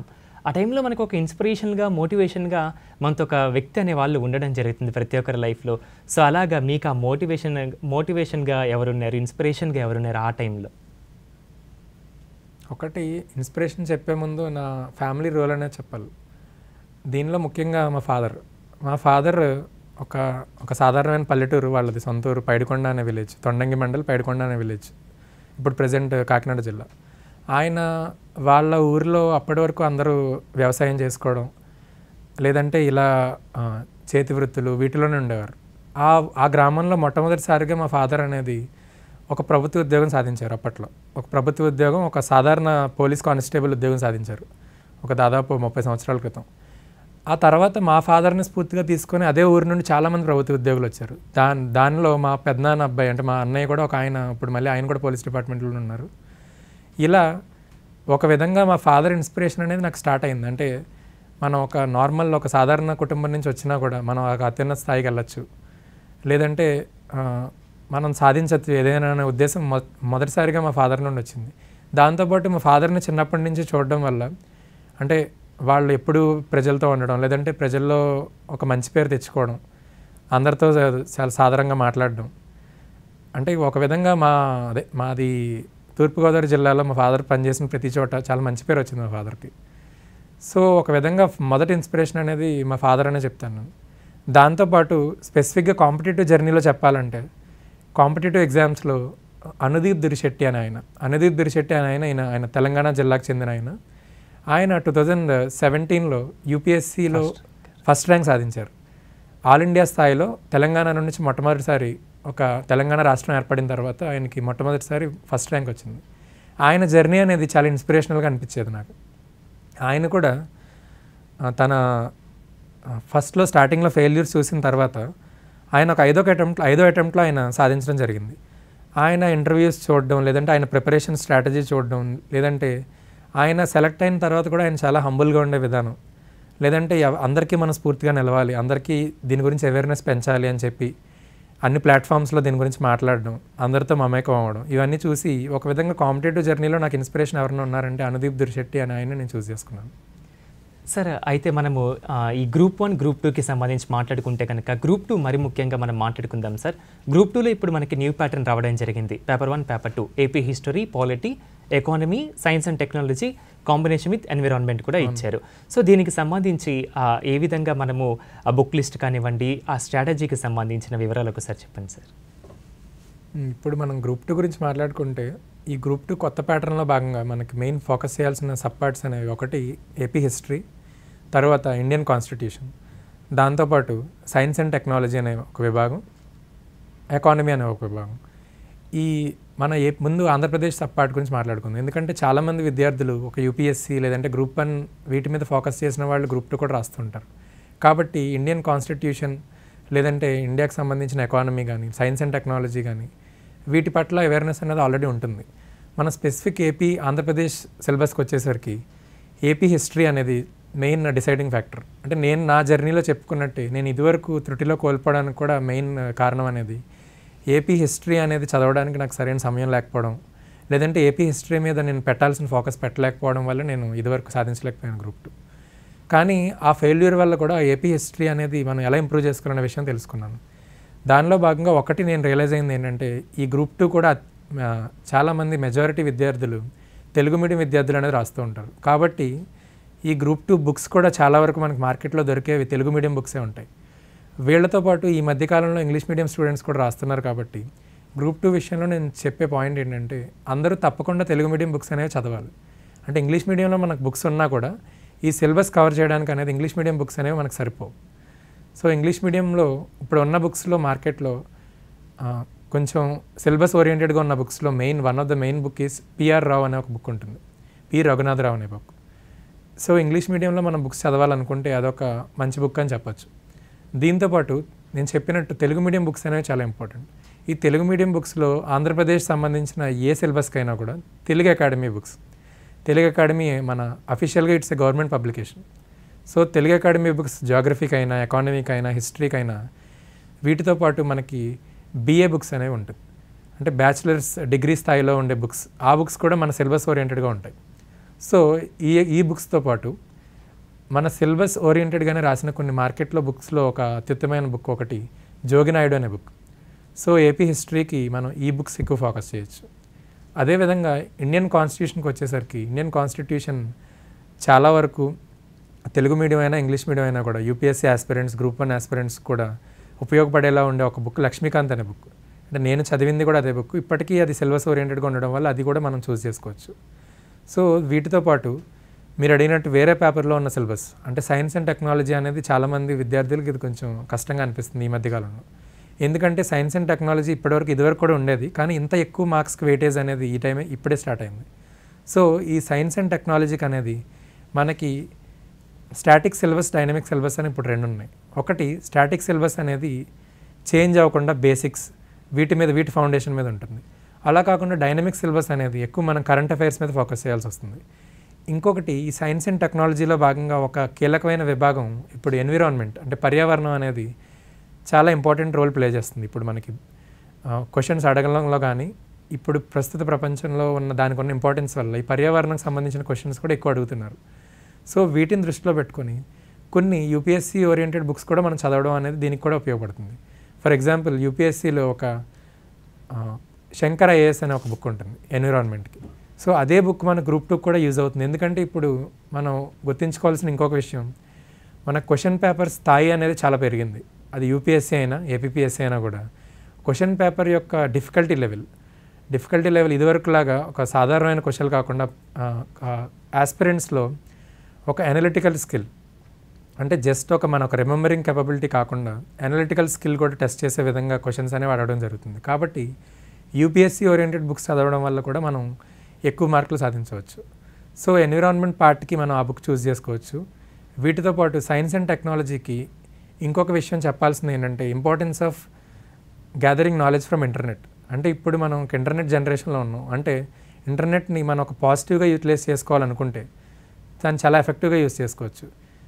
ఫర్ ఎగ్జాంపుల్ చాలా వెబ్సైట్స్, మన గవర్నమెంట్ వెబ్సైట్స్, ప్రభుత్వ అధికార వెబ్సైట్లు, లేదంటే ఇప్పుడు సైన్స్ అండ్ టెక్నాలజీ ఎగ్జాంపుల్ చెప్పాలంటే ఒక ఇస్రో వెబ్సైట్, ఒక డిఆర్డిఓ వెబ్సైట్, లేదంటే మన ministry of science, department of science and technology, ఈ అన్ని వెబ్సైట్స్లో కూడా ఎప్పటికప్పుడు రెగ్యులర్ అప్డేట్స్ అని, వాటికి సంబంధించిన స్కీమ్స్ అని, గవర్నమెంట్ స్కీమ్స్ అని, వీటికి సంబంధించిన ఇన్ఫర్మేషన్ అనేది మనం గ్యాదర్ చేసుకోవచ్చు. వీటితో పాటు కంపల్సరీ ఇప్పుడు డైనమిక్ కరెంట్ అఫైర్స్ పెరుగుతున్నాయి కాబట్టి కరెంట్ అఫైర్స్ సంబంధించి ఒక అఫీషియల్ గవర్నమెంట్ సోర్సెస్తో పాటు, అఫీషియల్ గవర్నమెంట్ సోర్సెస్ అంటే సెంట్రల్ గవర్నమెంట్ అఫీషియల్గా యోజన అనే ఒక మ్యాగజైన్ ప్రతి నెల విడుదల చేస్తుంది. దీంతోపాటు మన స్టేట్ లెవెల్లో కూడా కొన్ని కోచింగ్ ఇన్స్టిట్యూట్స్ మెటీరియల్స్ అని చెప్పి ఇవి కూడా విరివిగా దొరుకుతున్నాయి. ఫర్ ఎగ్జాంపుల్ నేను ఫాలో అయిన కొన్ని చెప్పాలంటే, ఒకటి జీకే టుడే అనే ఒక వెబ్సైట్. జీకే టుడే అనే ఒక వెబ్సైట్, దాంట్లో మల్టిపుల్ చాయిస్ క్వశ్చన్స్తో పాటు సబ్జెక్ట్ నాలెడ్జ్ కూడా ఉంటుంది. సో ఎన్విరాన్మెంట్ పార్ట్కి, సైన్స్ అండ్ టెక్నాలజీ పార్ట్కి వీటి మీద మనం బాగా డిపెండ్ అవ్వచ్చు. సో ఇలా ఒక సోర్స్ మీద డిపెండ్ అవ్వకుండా ఒకటి మన స్టాటిక్ టెక్స్ట్ బుక్స్, లేదంటే కోచింగ్ ఇన్స్టిట్యూట్ మెటీరియల్స్, దీంతోపాటు మెయిన్ ఇంటర్నెట్ డిపెండెన్స్తో పాటు మన మెయిన్ హ్యాండ్ రిటన్ నోట్స్ రాసుకోవడం ద్వారా మన ఈ గ్రూప్ 2 ఎగ్జామ్లో మనకి అడ్వాంటేజ్ అనేది ఉంటుంది. సార్, ఏపీ హిస్టరీకి సంబంధించి మనం మైండ్ మ్యాపింగ్ చేసుకోవాలంటే కనుక సో అవి ఏ విధంగా చేసుకోవాలి? ఎందుకంటే చాలామంది కూడా పేపర్ 1లో ఏపీ హిస్టరీ అనేది కొంచెం టఫ్ అని అంటూ ఉన్నారు. సో దానికి సంబంధించి మీరు గ్రూప్ 1 ఆన్సర్ రైటింగ్ రాసినప్పుడు ఆ యొక్క చార్ట్స్ కానివ్వండి, ప్రిపరేషన్ ఎలా ఉండిందంటారు? సో ఇప్పుడు మీరు అడిగిన క్వశ్చన్ మెయిన్లీ ఆన్సర్ రైటింగ్ గురించి లేదంటే ఒక నోట్ మేకింగ్ గురించి అడుగుతున్నారు. సో ముందు నోట్ మేకింగ్ గురించి చెప్పుకుందాం. నోట్ మేకింగ్ అనేది ఇప్పుడు నా కాంపిటేటివ్ జర్నీలో నేను చెప్పిన విధంగా యూపీఎస్సీ అయినా, ఏపీపీఎస్సీ అయినా, ఏదైనా ఏ కాంపిటేటివ్ ఎగ్జామ్కైనా మనం ఇప్పుడున్న కాంపిటీషన్లో మనం సాధించాలి అంటే మన hand written own notes making అనేది చాలా ఇంపార్టెంట్. అంటే మనం ఏ సోర్సెస్ చదివినా కూడా మన ఓన్ హ్యాండ్ రైటింగ్తో రాసుకోవడం అనేది, ఇది చాలా చిన్న విషయం అనిపించవచ్చు, కానీ దీని ఇంపార్టెన్స్ అనేది మనకి ఎగ్జామ్స్ దగ్గర పడినప్పుడు అర్థమవుతుంది. ఫర్ ఎగ్జాంపుల్ ఒక యూపీఎస్సీ అయినా, ఏపీఎస్సీ అయినా చాలా విశాలమైన సిలబస్ ఉంటుంది, ఒక వ్యాస్ట్ సిలబస్. అండ్ సిలబస్లో కూడా చాలా సబ్ పార్ట్స్ ఉంటాయి. ఒక గ్రూప్ 1 తీసుకుంటే గ్రూప్ 1లో మనకి 5 పేపర్స్ ఉన్నా కూడా ఒక ఎస్ఏ పేపర్తో పాటు 4 జనరల్ స్టడీస్ పేపర్స్ ఉంటాయి. ప్రతి పేపర్లో ఒక 3 సబ్ పార్ట్స్ అనేవి ఉన్నాయి. అంటే ఒక విధంగా చూసుకుంటే ఒక గ్రూప్ 1 అనేవి మనకు ఉన్న 5 పేపర్స్ అయినా కూడా ఆల్మోస్ట్ ఒక 10 సబ్జెక్ట్స్ కింద లెక్క. History, geography, science and technology, ethics, governance, ఇలా వేరియస్ సబ్ పార్ట్స్ అనేవి ఉన్నాయి. కాబట్టి వీటి వల్ల ఏం జరుగుతుందంటే మన ఎగ్జామ్స్ అనేవి దగ్గర పడే కొద్దీ రివిజన్ అనేది చాలా ఇంపార్టెంట్ అవుతుంది. ఈ రివిజన్ టైంలోనే మనకి హ్యాండ్ రిటన్ నోట్స్ యొక్క ఇంపార్టెన్స్ అర్థమవుతుంది. ఎందుకంటే ఒక అనాలిసిస్ బట్టి కూడా, ఒక సైంటిఫిక్ అనాలిసిస్ బట్టి కూడా మనం ఒక ప్రింటెడ్ మెటీరియల్ కన్నా మన ఓన్ హ్యాండ్ రైటింగ్తో ఉన్న మెటీరియల్ మనం రివైజ్ చేయడానికి, లేదంటే మనకి మళ్ళీ జ్ఞప్తికి తెచ్చుకోవడానికి అనేది ఈజీగా అనిపిస్తుంది. కాబట్టి నాకు కూడా ముందు నుండి ఒక హ్యాండ్ రిటన్ నోట్స్ అనేది బాగా అలవాటు. అంటే ఎంత పెద్ద బుక్ చదివినా కూడా దాన్ని వీలైనంత చిన్నగా రాసుకుంటున్నా ఓన్ హ్యాండ్ రైటింగ్లో. ఫర్ ఎగ్జాంపుల్ నేను ఇందాక చెప్పినట్టు ఆ పాలిటీ లక్ష్మీకాంత్ అనే ఒక బుక్, ఆ బుక్ మనకి ఒక దాదాపు 500 పేజీల పైన ఉంటుంది. కానీ నేను మొదటిసారి చదివినప్పుడే దానికి ఒక నోట్స్ అనేది రాసుకున్నాను. ఒక 500 పేజెస్ బుక్ని దాదాపు ఒక 100 పేజీలో రాసుకున్నాను. ఇప్పటికీ నా కాంపిటేటివ్ జర్నీ స్టార్ట్ అయ్యి ఒక 6-7 ఇయర్స్ అయినా కూడా ఇప్పటికీ ఆ నోట్స్ అనేది నాకు యూజ్ అవుతుంది. అంటే మళ్ళీ మనం అంత బల్కీ బుక్స్ మనం చదవలేం కాబట్టి మన ఓన్ హ్యాండ్ రైటింగ్లో రాసుకుంటే ఈ నోట్ మేకింగ్ అనేది ఇంపార్టెంట్ అవుతుంది మనకి రివిజన్ టైంలో. దీంతోపాటు ఇందాక మీరు చెప్పినట్టు ఈ నోట్ మేకింగ్లో కూడా చాలా టెక్నిక్స్ ఉంటాయి. ఫర్ ఎగ్జాంపుల్ మనం ప్లెయిన్గా ఒక టెక్స్ట్ ఫార్మాట్లో రాయకుండా కొంచెం క్రియేటివ్గా రాసుకుంటే మనకి గుర్తు చేసుకోవడానికి ఈజీగా ఉంటుంది, నోట్స్ రాసుకోవడం కూడా ఈజీగా ఉంటుంది. ఫర్ ఎగ్జాంపుల్ మనం ఒక డయాగ్రామ్స్ ఫార్మాట్లో, లేదంటే హిస్టరీ వచ్చేసరికి, ఎకానమీ వచ్చేసరికి మనం మ్యాప్స్ అనేవి ఎక్కువ యూస్ చేయొచ్చు. జాగ్రఫీలో మోస్ట్ ఇంపార్టెంట్గా మ్యాప్స్ ఓరియంటెడ్ రాసుకోవడం, లేదంటే దీంతోపాటు ఫ్లో చార్ట్స్ అని చెప్పి, వెన్ డయాగ్రామ్స్ అని చెప్పి, ఇలా డిఫరెంట్ క్రియేటివ్గా మనం రాసుకోవడం వల్ల మన నోట్సే మనకి ఇంట్రెస్టింగ్గా అనిపిస్తూ రివిజన్ అనేది ఈజీ అవుతుంది. సో ఈ విధంగా నోట్ మేకింగ్ అనేది చాలా ఇంపార్టెంట్ అని చెప్తాను కాంపిటేటివ్ జర్నీలో. సార్, ఇప్పుడు మనకి ఈ గ్రూప్ 2లో మెయిన్గా మనకి బబ్లింగ్ సిస్టమ్ సార్ ఉండేది. సో దీనిలో టైం అనేది చాలా ఇంపార్టెంట్ కదా సార్. సో ఆ టైంలో మనం ఏ విధంగా ట్యాకిల్ చేయాలంటారు? అండ్ నెగిటివ్ మార్కింగ్ కూడా ఉంది కదా, సో దానికి సంబంధించి స్పెసిఫిక్గా మీరు ఇప్పుడు గ్రూప్ 2 గురించి అడిగారు కాబట్టి ఇందాక చెప్పినట్టు ఇది completely objective pattern exam. So objective pattern ఎగ్జామ్లో ప్రిలిమ్స్ అనేది మనకి ఓఎంఆర్ బేస్డ్ ఉంటుంది. మెయిన్స్ ఇదివరకు ప్యాటర్న్ బట్టి చూసుకుంటే మెయిన్స్ చాలా వరకు ఆన్లైన్లో జరిగింది. ప్రీవియస్గా నేను రాసినప్పుడు కూడా ఆన్లైన్లో జరిగింది, ఇప్పుడు కూడా ఆన్లైన్లో జరగడానికి అవకాశం ఉంది. మనం ముందు ప్రిలిమ్స్ గురించి మాట్లాడుకుందాం. ఈ ప్రిలిమ్స్లో, ఈ కాంపిటేటివ్ ఎగ్జామ్స్లో నెగిటివ్ మార్కింగ్ రోల్ అనేది చాలా ఇంపార్టెంట్. అంటే ఈ నెగిటివ్ మార్కింగ్ వచ్చేసరికి మన యాక్యురసీ రోల్ అనేది చాలా ఇంపార్టెంట్ అవుతుంది. అంటే మనం ఎన్ని క్వశ్చన్స్ అటెంప్ట్ చేస్తున్నాం అనే దాంతోపాటు మనం ఎన్ని క్వశ్చన్స్ మనం కరెక్ట్గా అటెంప్ట్ చేస్తున్నాం అనేది కూడా ఒక ఇంపార్టెంట్ రోల్ ప్లే చేస్తుంది. ఎందుకంటే నేను ఇందాక చెప్పినట్టు నాకు గ్రూప్ 2లో నాకు దాదాపు రాష్ట్ర స్థాయిలో 460 ర్యాంక్ వచ్చినా కూడా నేను మార్క్స్ అనేవి చూసినప్పుడు నాకు ఏమర్థమైందంటే ఆ ఒక మార్క్ ఒక 1-2 మార్క్స్ రేంజ్లోనే దాదాపు ఒక 10 మంది అభ్యర్థులు ఉండడం, అంటే మనం మన ర్యాంకింగ్లో కొంచెం వెనకబడే కొద్దీ కాంపిటీషన్ అనేది అంతే ఎక్కువ అవుతూ ఉంటుంది. కాబట్టి ప్రతి అర మార్క్ ప్రతి పావు మార్క్ కూడా చాలా ఇంపార్టెంట్ అవుతుంది. అందుకు ఈ నెగిటివ్ మార్కింగ్ అనేది మనం ఫోకస్ చేయాల్సిన ఒక అంశం. సో ఇంకొకటి, ఈ బబ్లింగ్ సిస్టంలో కూడా చాలామంది అభ్యర్థులు తెలియక కొన్ని మిస్టేక్స్ చేస్తూ ఉంటారు. ఫర్ ఎగ్జాంపుల్ కొన్నిసార్లు మా ఫ్రెండ్స్ విషయంలో కూడా ఇదే జరిగింది. కొందరు ఏం చేస్తారంటే ఒకసారి ఒక క్వశ్చన్కి మనం బబుల్ చేయడం బదులు ఇంకో క్వశ్చన్కి చేయడం, దీనివల్ల కంప్లీట్గా దాదాపు ఒక 10-15 క్వశ్చన్స్కి మనం మార్క్స్ కోల్పోయే అవకాశం ఉంటుంది. పాజిటివ్ మార్క్స్తో పాటు నెగిటివ్ మార్క్స్ వల్ల మనం చాలా మార్క్స్ అనేవి కోల్పోతాం. దీంతోపాటు కొన్నిసార్లు మనం ముందే బబుల్ చేసి మళ్ళీ చూద్దాం ఇంకో రివిజన్లో అనుకున్నప్పుడు ఇది మనం ఒక పెన్తో బబుల్ చేయడం వల్ల మనం మళ్ళీ చేంజ్ చేయడానికి అవకాశం ఉండదు. కాబట్టి నేను ఈ విషయంలో ఒక పాయింట్ నేను ఫోకస్ చేయాలి, ఇంపార్టెన్స్ ఆఫ్ మాక్ టెస్ట్స్. అంటే మనం ఇప్పుడు కాంపిటేటివ్ ఎగ్జామ్స్లో మనం ఒరిజినల్ ఎగ్జామ్ ఎన్విరాన్మెంట్ అనేది మనం మళ్ళీ దాన్ని ముందే మనం ఎక్స్పీరియన్స్ చేయడం కోసం ఈ మాక్ టెస్ట్ అనే కల్చర్ ఒకటి వచ్చింది. ఇది చాలా ఇంపార్టెంట్ అని చెప్తాను నేను. ఈ మాక్ టెస్ట్లో కూడా ఇప్పుడు both online and offline mock test అనే వచ్చాయి. నేను సజెస్ట్ చేసేది ఏంటంటే ఎగ్జామ్ ఒరిజినల్గా ఏ ప్యాటర్న్ ఉందో మనం అదే ప్యాటర్న్లో రాయడం అనేది మంచిది. అంటే ఫర్ ఎగ్జాంపుల్ ఇప్పుడు ఎగ్జామ్ అనేది ఒక ఆఫ్లైన్ మోడ్లో ఉంటే మనం కూడా ఒక ఆఫ్లైన్ మోడ్లోకి వెళ్ళి ఒక ఎగ్జామ్ ఎన్విరాన్మెంట్లో కూర్చొని మనం కూడా అదే స్పెసిఫిక్ టైం పెట్టుకొని, అంటే ఒక ఎగ్జామ్ ఎన్విరాన్మెంట్ అనేది మనకు ముందే అలవాటు అవుతుంది. సో ఈ మాక్ టెస్ట్ అనేవి జాయిన్ అవ్వి మనం ఎగ్జామ్ ఎన్విరాన్మెంట్లో కూర్చొని అదే 3 గంటలు లేదంటే అదే ఒక 2 hours ఎంత డ్యూరేషన్ ఉంటే అంత డ్యూరేషన్లో మనం రాయడం వల్ల మనకి ఎగ్జామ్ ఎన్విరాన్మెంట్ ముందే అలవాటు అవుతుంది. సో దీంతోపాటు ఇంకొకటి, ఈ నెగిటివ్ మార్కింగ్ అనేది ఉన్నప్పుడు మనం ముందే అన్ని బబుల్ చేసుకోకుండా ఒకసారి ఫస్ట్ ఏ కాంపిటేటివ్ ఎగ్జామ్లో అయినా కూడా మనం అన్ని క్వశ్చన్స్ కవర్ చేయడం అనేది చాలా ఇంపార్టెంట్.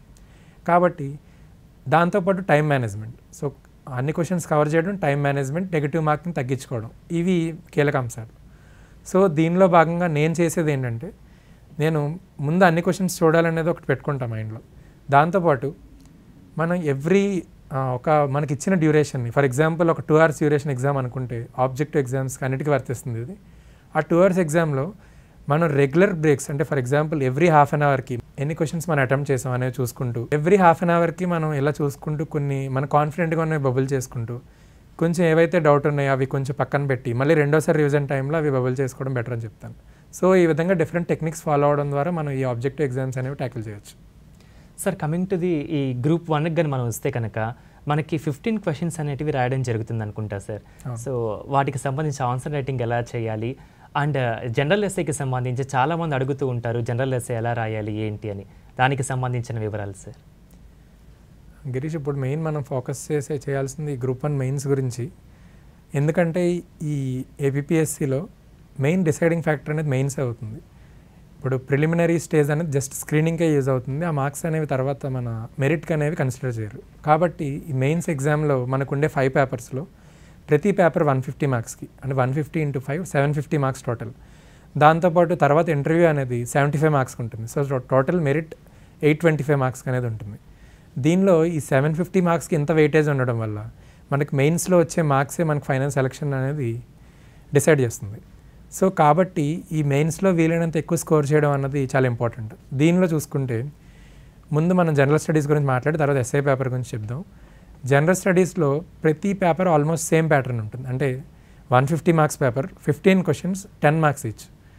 అంటే ప్రతి పేపర్ అనేది ప్రతి సబ్ పార్ట్స్ బట్టి, ఫర్ ఎగ్జాంపుల్ ఫస్ట్ పేపర్లో 3 సబ్ పార్ట్స్ ఉంటాయి. ఎవ్రీ సబ్ పార్ట్లో 5 questions each. So 5 × 10 marks 50 marks, అలా 150 మార్క్స్కి ఉంటాయి. దీనిలో ఆన్సర్ రైటింగ్ అనేది చాలా ఇంపార్టెంట్. ఇందాక మనం ఆబ్జెక్ట్ ఎగ్జామ్స్లో ఎలా అయితే మాక్ టెస్ట్ చెప్పుకున్నాం, ఈ ఆన్సర్ రైటింగ్లో practice and mock test are very important. ఎందుకంటే ఒక 15 క్వశ్చన్స్ అనేవి 3 hours డ్యూరేషన్లో రాయడం అనేది అంత ఈజీ విషయం కాదు ప్రాక్టీస్ లేకుండా. అది కూడా ఇప్పుడు నేను చెప్పినట్టు ఎగ్జామ్ ప్యాటర్న్ అనేది చాలా చేంజ్ అయింది. Especially group 1 mains. ఏం జరిగిందంటే ఈ group 1 mains especially last attempt నుండి వీళ్ళు యూపీఎస్సీ ప్యాటర్న్ అనేది ఫాలో అవుతున్నారు. అంటే యూపీఎస్సీలో అడిగిన విధంగా మన క్వశ్చన్ స్థాయి కూడా పెరిగి ఎనలిటికల్ ఓరియంటెడ్ క్వశ్చన్స్ ఎక్కువ అడుగుతున్నారు. అంటే ఏపీఎస్సీ ఎగ్జామ్స్లో కూడా ఇదివరకులాగా క్వశ్చన్స్ ఈజీగా కాకుండా కొంచెం కష్టంగా వస్తున్నాయి. కష్టం ఎందుకు అంటే మన ఎగ్జామ్ ఎన్విరాన్మెంట్లోనే అప్పటికప్పుడు మన సొంత క్రియేటివిటీ యూస్ చేసి మనకున్న నాలెడ్జ్ని అప్లై చేసి అనలిటికల్ ఓరియంటెడ్గా ఆన్సర్స్ రాయాల్సి వస్తుంది. కాబట్టి మనం అప్పటికప్పుడు ఎగ్జామ్ హాల్లో రాయడం కన్నా ముందే మనం ప్రాక్టీస్ చేస్తే మనం ఆ ఒరిజినల్ ఎగ్జామ్ ఛాలెంజ్కి మనం ప్రిపేర్ అయి ఉంటాం. కాబట్టి ఈ మాక్ టెస్ట్లో మనం మాక్ టెస్ట్ రాసేటప్పుడు కూడా నేను ఇందాక చెప్పినట్టే మెయిన్ ఎగ్జామ్ ఎన్విరాన్మెంట్ అనేది సిమ్యులేషన్ అంటాను నేను ఈ కాన్సెప్ట్ని. సిమ్యులేషన్ అంటే మనం మెయిన్ ఎగ్జామ్ ఎన్విరాన్మెంట్ ముందే మనం క్రియేట్ చేసుకోవడం. సో నేను ఏం చేసామంటే ఈ మార్క్స్ రాసేటప్పుడు ఆ 3 hours duration, exact 3 hours duration పెట్టుకొని ఆ 3 అవర్స్లో కంప్లీట్గా మనం అన్నిటికీ మన ఎలక్ట్రానిక్ డివైజెస్ కానీ అన్నిటికీ దూరంగా ఉంటూ క్వశ్చన్ పేపర్ పెట్టుకొని ఇంకోటి ఆ 3 అవర్స్లో మనం ఎన్ని రాయగలిగితే అన్నీ. ఫర్ ఎగ్జాంపుల్ అందరికీ మనం మాక్ టెస్ట్ ఫర్ ఎగ్జాంపుల్ ఒక 10 మాక్ టెస్ట్ రాస్తున్నాం అంటే మొదటి టెస్ట్లోనే 15 క్వశ్చన్స్ రాయడం అనేది దాదాపు అసాధ్యం. కాబట్టి ఆ 3 అవర్స్లో ఎన్ని రాయగలిగితే అంతే. ఎందుకంటే ఈ answer writing or whatever competitive exam it is step by step improvement. అంటే మొదటి ఎగ్జామ్లో మనం 10 క్వశ్చన్స్ రాసినా కూడా అన్ని ఎగ్జామ్స్ అయ్యేసరికి మనకు 15 క్వశ్చన్స్ దాకా మనం రాయగలుగుతాం. కాబట్టి వీటిలో కూడా రెగ్యులర్ డ్యూరేషన్స్ అనేవి ఉండాలి. ఫర్ ఎగ్జాంపుల్ ఒక 3 అవర్స్ పెట్టుకుంటే నేను ఎలా పెట్టుకునేవాడిని అంటే ఎవ్రీ 1 అవర్లో మనం 5 క్వశ్చన్స్ కంప్లీట్ చేయాలి. సో కాబట్టి దానికి తగ్గట్టు నా టైంని డివైడ్ చేసుకోవడం, కంటిన్యూస్గా టైం చూసుకుంటూ ఉండడం. ఇంకొకటి ఏమవుతుందంటే కొన్ని క్వశ్చన్స్ మీద మనకి ఎక్కువ నాలెడ్జ్ ఉంటుంది, కొన్ని క్వశ్చన్స్ మనకి అంతగా రాకపోవచ్చు, ఓన్లీ కొంచెం నాలెడ్జే ఉండొచ్చు. అంటే మనం ఎక్కువ మ్యాటర్ రాయడానికి మన దగ్గర సబ్జెక్ట్ నాలెడ్జ్ ఉండకపోవచ్చు.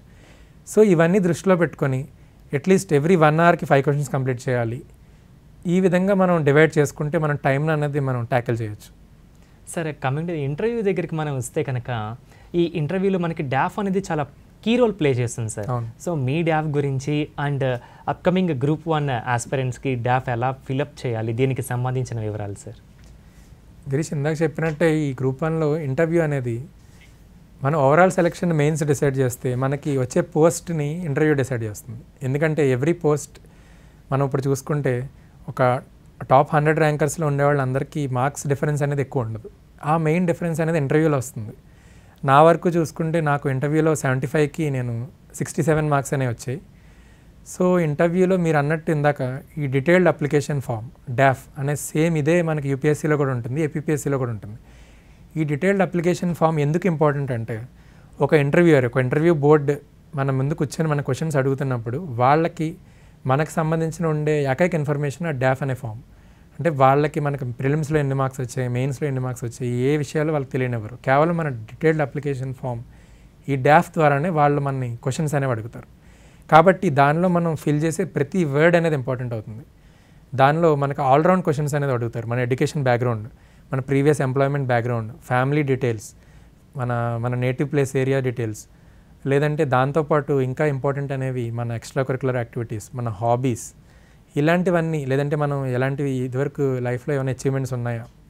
సో ఇలా ఒక ఆల్రౌండ్ ఇన్ఫర్మేషన్ అనేది ఉంటుంది డాఫ్లో. కాబట్టి మనం చాలా ఆలోచించి రాయాల్సి వస్తుంది ఏం రాసినా కూడా. ఫర్ ఎగ్జాంపుల్ నా వరకు చూసుకుంటే ఈ నార్మల్ డీటెయిల్స్ కాకుండా ఈ హాబీస్, ఎక్స్ట్రా కరికులర్ యాక్టివిటీస్ వచ్చేసరికి వీటి విషయంలో కొన్ని చాలా మనం ఆలోచించి రాయాల్సి వస్తుంది. ఫర్ ఎగ్జాంపుల్ నాకు ఈ హాబీస్లో 2 హాబీస్ నాకున్న హాబీస్ కూడా నేను రాయలేదు. దానికి కారణం కూడా ఉంది. ఫర్ ఎగ్జాంపుల్ నేను మూవీస్ ఎక్కువ చూస్తానని చెప్పాను, వీటితో పాటు బ్యాడ్మింటన్ కూడా ఆడే అలవాటు ఉంది. కానీ ఈ మూవీస్, బ్యాడ్మింటన్ ఇలాంటివి చాలా కామన్ హాబీస్. ఇవి రాయడం వల్ల ఏమవుతుందంటే మనకి వాళ్ళకి క్వశ్చన్స్ ఎక్కువ అడగడానికి స్కోప్ ఉంటుంది. ఫర్ ఎగ్జాంపుల్ వాటికి మనం రాసే హాబీ బట్టి ఆ హాబీ అనేది ఒక కన్ఫైన్డ్ హాబీ అయి ఉంటే క్వశ్చన్స్ లిమిటెడ్ అవుతాయి. కన్ఫైన్డ్ హాబీ కాకుండా మనం స్కోప్ ఎక్కువ ఇస్తే మనమే ఇంకా ఇబ్బంది పడడానికి అవకాశం ఉంటుంది. కాబట్టి నేను ఇవి కాకుండా ఇంకా వేరే హాబీస్ అయినా, ఫర్ ఎగ్జాంపుల్ నేను రాసిన ఒక మెయిన్ హాబీ నాకు బుక్స్ చదవడం అలవాటు. ఆ బుక్స్లో కూడా స్పెసిఫిక్గా ఈ బయోగ్రఫీస్, ఆటోబయోగ్రఫీస్ చదవడం అనేది అలవాటు. సో ఇలా స్పెసిఫిక్ హాబీస్ రాయడం వల్ల ఏమవుతుందంటే వాళ్ళ క్వశ్చన్స్ అడిగేవి కన్ఫైన్ అవుతారు ఒక స్పెసిఫిక్ టాపిక్కి. ఫర్ ఎగ్జాంపుల్ నాకు దాని గురించి క్వశ్చన్ వచ్చింది. దాని గురించి వాళ్ళు ఏమడిగారంటే రీసెంట్గా మీరు చదివిన ఆటోబయోగ్రఫీ ఏంటి అని అడిగారు. నేను అదే టైంకి పివి నరసింహారావు గారి బయోగ్రఫీ అయిన హాఫ్ లైన్ చదివాను. సో అది నేను చెప్పాను. కాబట్టి వీటికి కౌంటర్ క్వశ్చన్స్ వేయడానికి, లేదంటే ఇంకా ఎక్కువ మనని కాంప్లికేట్ చేయడానికి అవకాశం అనేది ఉండదు. సో హాబీస్ మనం రాసేటప్పుడు వాటి పట్ల మనకి క్రిస్టల్ క్లియర్ ఐడియా ఉండాలి, లేదంటే మనం రాసేవి చాలా స్పెసిఫిక్ హాబీ అయి ఉండాలి. అప్పుడు ఒక విధంగా ఇంటర్వ్యూలో ఒక టెక్నిక్ చెప్తారు, దాన్ని ఏమంటారంటే it is called steering your interview. So steering your interview అంటే ఇంటర్వ్యూయర్ని మనం మన దారిలోకి తెచ్చుకోవడం. అంటే ఒక విధంగా వాళ్ళు అడిగే క్వశ్చన్స్ని స్కోప్ని లిమిట్ చేయడం, లేదంటే మనం ఏదైతే కాన్ఫిడెంట్గా మనం ఆన్సర్ చేయగలగం ఆ క్వశ్చన్స్ అడిగేలా చేయడం అనేది అది మన క్రియేటివిటీ మీదకి డిపెండ్ అయి ఉంటుంది. So detailed application form fill చేసేటప్పుడు ఇవన్నీ మనం దృష్టిలో పెట్టుకోవాలి. ఫర్ ఎగ్జాంపుల్ నేను స్పెసిఫిక్గా సాఫ్ట్వేర్ సెక్టార్ గురించి మెన్షన్ చేశాను, లేదంటే నా ఎండోమెంట్ డిపార్ట్మెంట్ గురించి మెన్షన్ చేశాను. కాబట్టి ఏమవుతుందంటే ఈ ఎండోమెంట్ డిపార్ట్మెంట్ గురించి మెన్షన్ చేసినప్పుడు ఆబ్వియస్గా క్వశ్చన్స్ దాని గురించి వస్తాయి. కాబట్టి మనం డాఫ్కి మనం ప్రిపేర్ అయ్యేటప్పుడు లేదంటే ఇంటర్వ్యూకి ప్రిపేర్ అయ్యేటప్పుడు నేను కూడా ఇదే హోంవర్క్ చేశాను. మనకి ఏ క్వశ్చన్స్ అయితే మనం ఫేస్ చేయగలమో వాటికి సంబంధించి దాదాపు ఒక 100-150 క్వశ్చన్స్ నేను ముందే రాసుకొని ఉంచుకున్నాను. అంటే ఈ క్వశ్చన్స్ నన్ను అడగడానికి అవకాశం ఉంటుంది, ఈ క్వశ్చన్స్కి నేను ప్రిపేర్ అయ్యి ఉండాలి కాన్ఫిడెంట్గా అని చెప్పి. అంటే ఈ విధంగా నేను ఇంటర్వ్యూ ప్రిపరేషన్ కూడా ఈ విధంగా చేశాను. దీంతోపాటు ఇంటర్వ్యూకి కొన్ని మాక్ ఇంటర్వ్యూస్ కూడా ఇచ్చాను. అంటే ఒరిజినల్ ఇంటర్వ్యూ కన్నా ముందే కొంచెం ప్రముఖమైన సంస్థల యొక్క మాక్ ఇంటర్వ్యూస్, అంటే కొన్ని ప్యానల్స్లో ఆల్రెడీ సివిల్ సర్వెంట్స్ ఉండే ప్యానల్స్ అవి చూస్ చేసుకొని ఇలా నేను దాదాపు ఒక 3 మాక్ ఇంటర్వ్యూస్ కూడా ఇచ్చాను. సో ఇవన్నీ నాకు ఇంటర్వ్యూలో అనేవి యూజ్ అయినాయి. సార్, కార్యక్రమంలో చివరిగా మీరు ఇప్పుడున్న ఆస్పిరెంట్స్కి ఇచ్చే సూచనలు, సలహాలు? ఇప్పుడు నా 7 years జర్నీ చూసిన తర్వాత నేను ఒకటే చెప్పదలుచుకుంది ఏంటంటే అందరికీ, నేను 7 years కన్నా ముందు అంటే 2014 కన్నా ముందు నా జర్నీ 2005లో ఫస్ట్ టైం 5th standardలో నాకు డిస్ట్రిక్ట్లో 2nd ర్యాంక్ వచ్చింది. అప్పటికి 5th class కూడా పబ్లిక్ ఎగ్జామ్స్ ఉండేవి. ఆ తర్వాత 10th ఎగ్జామ్స్లో నాకు స్టేట్ లెవెల్ 6th ర్యాంక్ వచ్చింది. కాస్ట్లో అందరూ టాపర్ నేను. లేదంటే యూనివర్సిటీకి వెళ్ళిన తర్వాత ఇంటర్మీడియట్లో నాకు యూనివర్సిటీ టాప్ 10లో ఒకడిని IIITలో. దాని తర్వాత 2014లో నాకు ఇన్ఫోసిస్ జాబ్ వచ్చింది. అంటే నేను అప్పటి వరకు 2014 వరకు నాకు కంప్లీట్గా లైఫ్లో అన్ని సక్సెస్లే చూసుకుంటూ వచ్చాను. ఆ తర్వాత ఈ కాంపిటేటివ్ జర్నీ స్టార్ట్ అయిన తర్వాత లైఫ్లో మొట్టమొదటిసారిగా ఫెయిల్యూర్స్ అనేవి ఎలా ఉంటాయో కూడా చూశాను. కంటిన్యూస్ ఫెయిల్యూర్స్ చూసుకుంటూ వచ్చాను. కానీ నేను దేన్ని నేను ఫెయిల్యూర్గా నేను చూడలేదు. అంటే వేరియస్ ఎగ్జామ్స్ నేను వేరే స్టేజ్ల్లో కోల్పోతున్నా కూడా, ఒక మెయిన్స్లో, ఒక ఇంటర్వ్యూ స్థాయిలో, ఒక సర్టిఫికేట్ వెరిఫికేషన్ స్థాయిలో పోతున్నా కూడా నేను ఎలా చూశానంటే నా గమ్యానికి దగ్గరికి వెళ్తున్నట్టే భావించాను.